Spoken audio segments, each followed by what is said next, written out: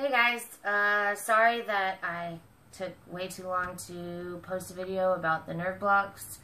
At first, I didn't have my paperwork with me, then I was getting really stressed out, so much I have little hives on my neck that I just posted a lovely picture of.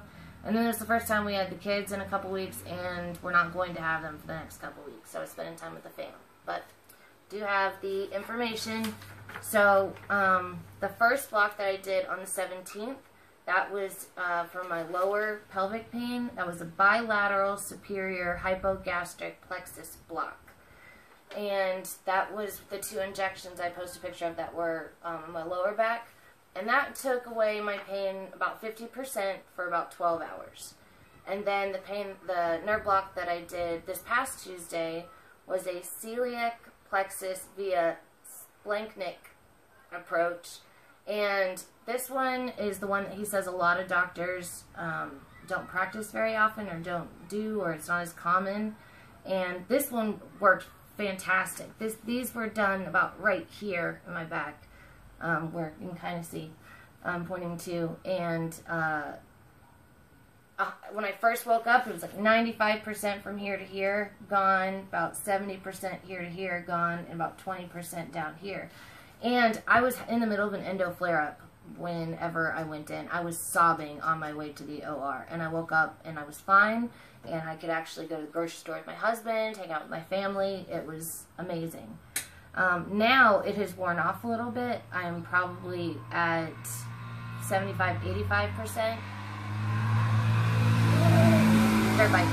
And on this side, about 40% here and 0 down below. And but that's okay, because yes, we do want a good result from these injections, but the main point of it is to map my pain so he can figure out where my nerve bundles are and what's reacting well.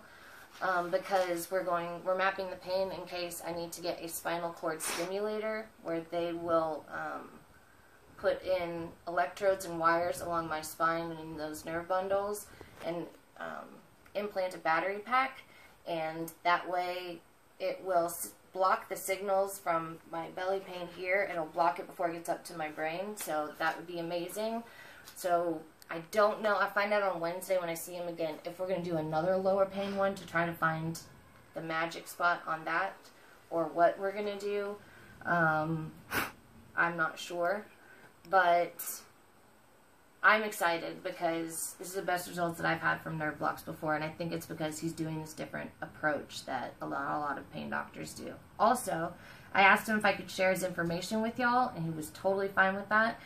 Some of y'all have already heard me talk about him. He's amazing. In the 12 years that I've needed pain management, he is the only doctor that not only understands endometriosis, but has treated endometriosis and treated it successfully. So if you're in the Houston area, even in Texas, I would even say it's worth the drive if you are willing to drive that far. His name is Dr. Shervin Harandi. With Modern Pain Management in the Memorial City area of Houston. He is accepting new patients, and he is fine with me getting more endo patients to come to him. He went to Baylor for his anesthesiology fellowship, but for his pain management fellowship, he went to Wake Forest, where they not only worked on more modern ways to treat pain, but just working with abdominal and pelvic illnesses and disease and injuries. So he's very, very familiar with endometriosis, and he knows you're not making it up or full of crap or crazy or anything like that. And it's been a huge blessing. And he set both me and my husband's minds completely at ease, whether it was in the office during a nerve block or in the hospital, and he communicates with my doctors. So he's amazing. It's Dr. Shervin Harandi. Awesome.